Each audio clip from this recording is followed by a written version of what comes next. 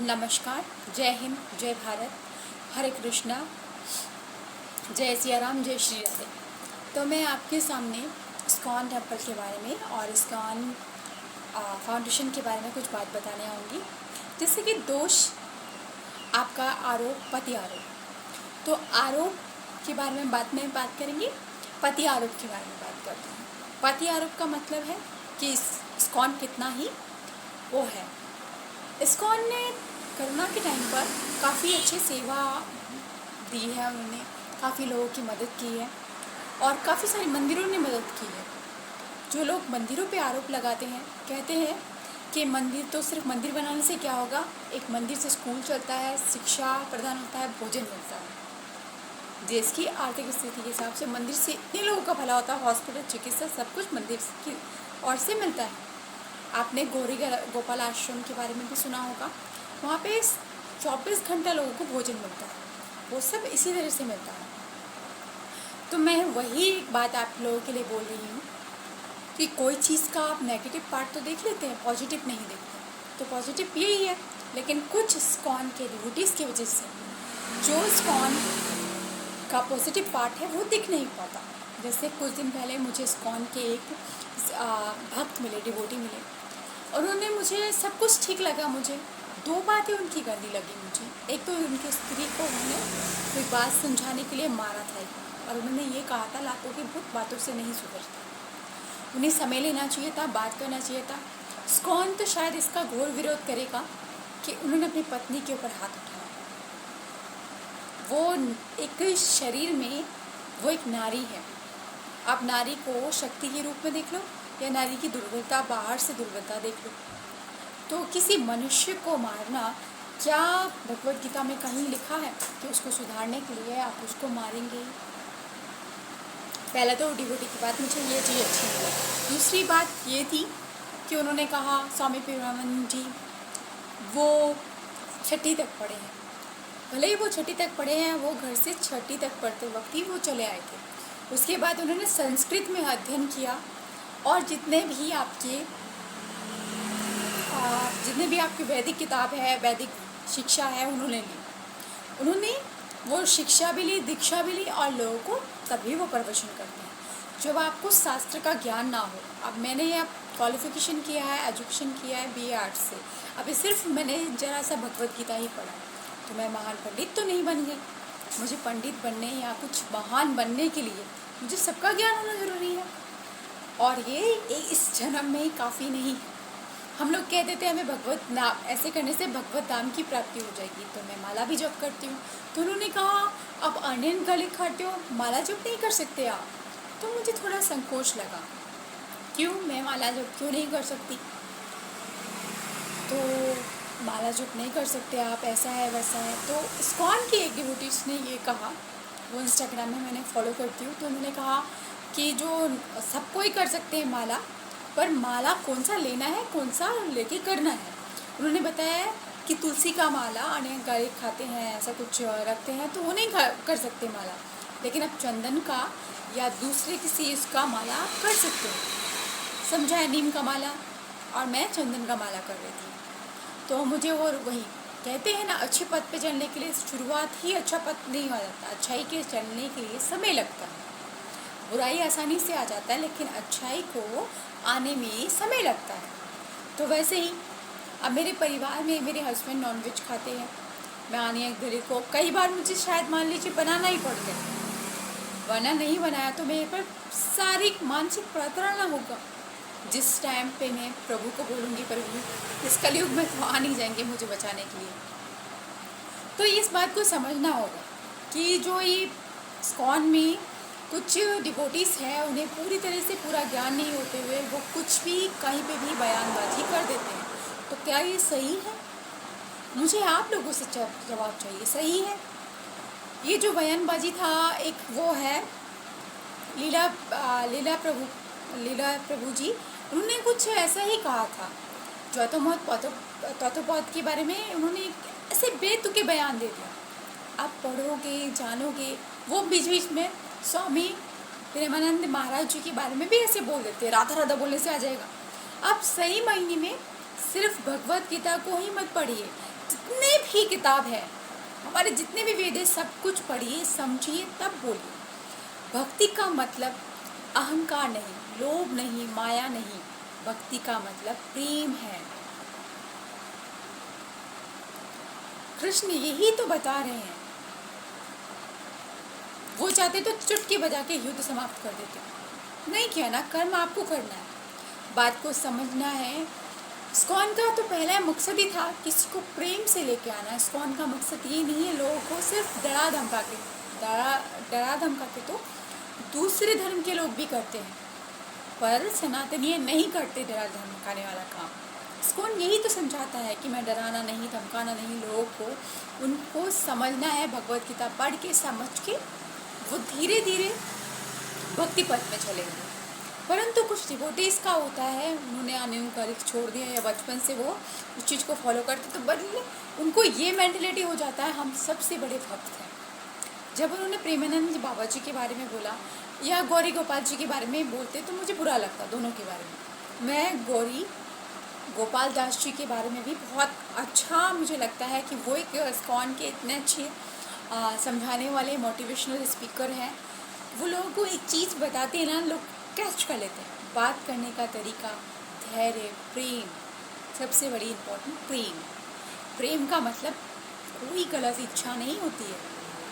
प्रेम का मतलब होता है शांति। वैसे ही प्रेमानंद बाबा जी भी लोगों को शांति के बारे में समझाते हैं। वो समझाते हैं भक्ति क्या है, राधा रानी क्या है, कृष्ण भगवान क्या है, प्रभु क्या है। ये जाने बगैर कुछ लोग कुछ भी कह देते हैं। मैंने फॉलो करना शुरू किया एक गौरी गोपाल दास जी, दूसरे प्रेमानंद महाराज जी। मुझे इनकी बातें बहुत अट्रैक्ट करती है।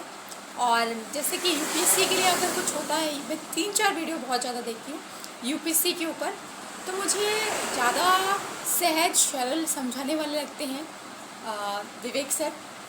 दूसरे मुझे व्यक्ति खान सर मुझे ऐसे लगते हैं वो सही पढ़ाते हैं, कई बार वो बेतुकी बातें ज़्यादा कर देते हैं जो मुझे अट्रैक्ट नहीं करती है। बट हाँ, कुछ चीज़ें उनकी बहुत अट्रैक्ट करती हैं क्योंकि वो ज़मीन से जुड़े इंसान हैं, और वहीं आपके विवेक सर भी ज़मीन से जुड़े हुए इंसान। दोनों का बात करने का तरीका अलग है। कोई धैर्यता से लोगों का मन जीत लेते हैं, कोई उग्र व्यवहार से मन जीतते हुए डाउनफॉल भी कर देते हैं। वैसे ही है हमारे कुछ अब 3-4 व्यक्ति के बारे में मैंने बता ही दिया है आपने, और वो इस्कॉन के मातृत्व को झुका रहे हैं।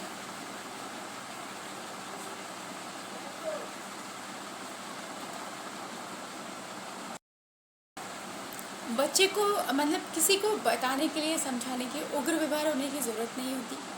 मुझे लगता है कि मैं इसलिए भी कर रही हूँ कि मुझे ये जो बेतुकी की बात शास्त्र को लेके लोग उल्टी फुल्टी बातें करते हैं ना, शायद मैं उसे जानता हूँ।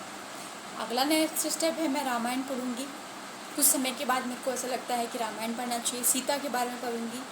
मैं सब कुछ जानना चाहूँगी, तभी मैं कोई राय रखूँगी। परंतु मुझे ही लगता है जो मैंने किताब में पढ़ा, मैं आज तक पढ़ते आ रही हूँ, जो आज तक मेरे पिता बोलते आ रहे हैं, उन्होंने एक ही बात कहा है कि बेटा प्रेम। हिंसा कोई भी भक्त अगर कह दे कि मैं सबसे बड़ा भक्त हूँ, वो कभी भक्त नहीं बन सकता। भक्ति का मतलब है समझना, जानना, उसकी गहराई में डूबना। अहंकार नहीं है कि मैं किस पोजीशन में था। उस व्यक्ति ने ये एक मूर्खतापूर्ण बातें की, उसे अहंकार हो गया कि वो डिवोटी, वो भक्त है सबसे बड़ा। तो आप ये वीडियो पूरा देखिएगा, आप मेरे शॉर्ट्स वीडियो के माध्यम से थोड़ा जानिए और फुल वीडियो को आप देख लीजिए, ठीक है। और फिर मुझे कमेंट करके बताइए क्या भक्ति का मतलब क्या है। क्या ये जो इस्कॉन को मतलब 2 गुटों में बांट रहे हैं, क्या ये लोग सही है? पूरी बातें जाने बगैर ये कुछ भी कह देते हैं। उस व्यक्ति ने मुझे ये भी बोला, आगे की बात बताती हूँ, उसने बोला कि गोरखपुर की जो भगवत गीता है, गोरखपुर प्रेस की, वो भी सही नहीं है। दोनों ही सही है। श्रील प्रभुपाद ने उसमें व्याख्यान किया है, डिटेल में बताया है। और आपको जो गोरखपुर से मिलेगा उसमें डिटेल में नहीं बताया गया है, सिर्फ अर्थ और वो श्लोक के रूप में बताया गया है। अब डिटेल में प्रभुपाद ने इसलिए किया ताकि लोगों को समझने में आसानी हो, समझ के वो अपने धैर्य ना खोए और बात को समझे, इसका अलग अर्थ ना निकाले, इसलिए तो समझाया ना। तो उस बात का मतलब ये नहीं है कि वो चीज़ गलत है। सबसे पहली बात, प्रभुपाद कभी किसी को नहीं सिखाया कि नफरत करके दूसरे के धर्म की निंदा करो, अपने धर्म की प्रशंसा करो। उन्होंने सही मतलब की बात बताई। आज इसलिए लोग उन्हें सम्मान और उन्हें फॉलो करते हैं। वो एक बहुत बड़े व्यक्ति हैं। ये तुच्छ लोग जो अपने आप को भी डिवोटीज कहते हैं, अभी शुरुआत की है। मैं तो अपने आप को डिवोटीज नहीं कहती, मैं भक्ति पथ में शुरुआत कर रही हूँ। डिवोटीज जब हो जाऊँगी, जब मुझे सब चीज़ का बुद्धि हो जाएगा, मेरे अंदर धैर्य आ जाएगा। धैर्य है नहीं अभी, तो मैं कैसे कह दूँ कि मैं धैर्य एक इंसान हूँ। तो उसी तरह से आप लोग मेरे वीडियोस को देखते रहिए, फॉलो करते रहिए और मुझे कमेंट्स में बताते रहिए कि मैं अगले कौन से कंटेंट है उस पर वीडियो बनाऊँ। वैसे ही मैंने इस्कॉन के बारे में ये वीडियो बनाया इसलिए है, मुझे लगता है इस्कॉन के कुछ डिवोटी इस्कॉन को डाउनफॉल कर रहे हैं, जो नहीं होना चाहिए। इस्कॉन वो है जो पूरे विश्व को जोड़ रहा है, हरे कृष्णा के माध्यम से, प्रभु के माध्यम से। तो इस पर रोक नहीं लगना चाहिए। कई इंग्लिश को राधा बना दिया है।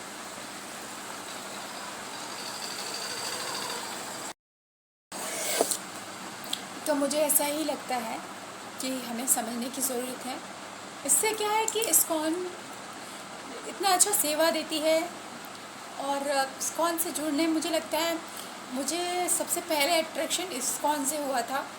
मुझे ऐसा लगता है कि इस्कॉन एक मातृ मंदिर है जो लोगों को जोड़ती है, जहाँ गरीब अमीर नहीं देखा जाता है। तो और प्रेमानंद बाबा जी की बातें भी मुझे बहुत अट्रैक्ट करती हैं। वो लोगों को समझाना जानते हैं, थॉट प्रोसेस होता है, आप किस तरह से लोगों को बताते हैं। उन्होंने अनियन गार्लिक के बारे में भी बहुत प्यार से समझाया है। कहा वो कोई अलग से नहीं, वो तो एक वृक्ष से, पेड़ से उगता है, लेकिन उसमें तामसिक गुण है, इसलिए नहीं खाया जाता। इसके लिए लोग अलग अलग राय रखते हैं। वो डराने वाली, धर्म कभी डराता नहीं है। धर्म आपको आपकी अंतरात्मा जागृत करना सिखाता है। तो ये जानना हमें ज़रूरी है। कमेंट कर बताइए, मैं गलत हूँ वो भी बताइए, परंतु मैं आप लोगों से अनुरोध करूँगी, आप लोग भद्र भाषा का प्रयोग करें, गाली गलौज ना दें। नहीं गलत, मैं कुछ गलत बोल रही हूँ इसके बारे में भी आप बता सकते हैं कमेंट में कि मैडम ये नहीं, ये बात है।